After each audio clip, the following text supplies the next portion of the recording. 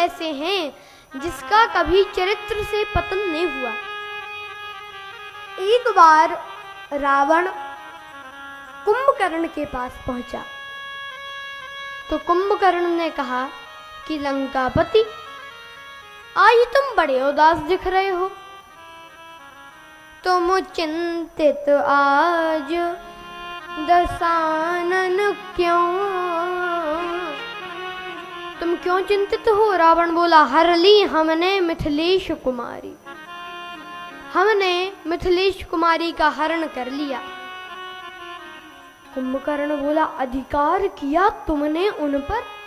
तुमने उन पर अधिकार किया? रावण बोला, कैसे अधिकार किया? लखती ही नहीं वह और हमारी, वो हमारी ओर देखती ही नहीं है। अच्छा, तो जैसे साधु का वेश धारण करके हरण कर लाए तो राम जी का रूप धारण कर कर अधिकार पा लेते। तब राघव ही ना बने तुम क्यों? रावण बोला, इसमें हमको भय भैरव भारी क्यों?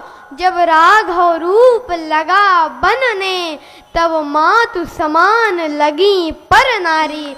जब मैं राम जी का रूप धारण किया मैंने तो मेरे मन से तो वासना चली ही गई। मुझे दूसरी की नारी माता के समान दिखने लगी तो बैरव राम बड़ाई करहीं। राम जी के शत्रु भी उनकी बड़ाई करते हैं। एक दिन जब राम जी का और रावण का युद्ध चल रहा था तो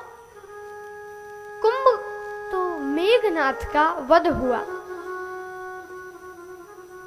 तो मेघनाथ की पत्नी सुलोचना रावण के पास आई और कहा कि पिताश्री, अगर आपकी आज्ञा हो तो मैं अपने पति का शव रामादल से ले आऊं।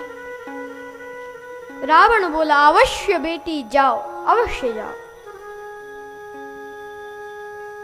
अब दरबारी सोचे कि महाराज, सभा में था उस समय रावण, दरबारी सोचे कि महाराज आपकी 10-10 बुद्धियां हैं, एक में भी समझ नहीं है, 20-20 नेत्र हैं, एक से भी दिखाई नहीं देता।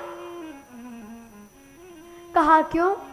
कहा अभी आपका और उनका युद्ध चल रहा है, आपका और राम जी का, तो ऐसे में आप सुलोचना को भेज रहे हैं, क्या पता वे सुलोचना को बंदी बना लें और कहें कि तुम सीता जी को लौटा दो। राम जी कहें कि तुम सीता जी को लौटाओ तो हम सुलोचना को लौटा देंगे।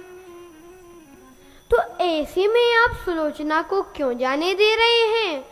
तो रावण मुस्कुरा कर बोला कि दरबारियों, कितने ना समझ हो।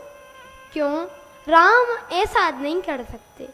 क्यों नहीं कर सकते? जब आपने उनकी पत्नी का हरण किया है तो वे भी तो सुलोचना को बंदी बना सकते हैं। रावण बोला, इसलिए क्योंकि ये काम रावण का है, ये काम राम का नहीं है। और एक बार तो श्री तुलसीदास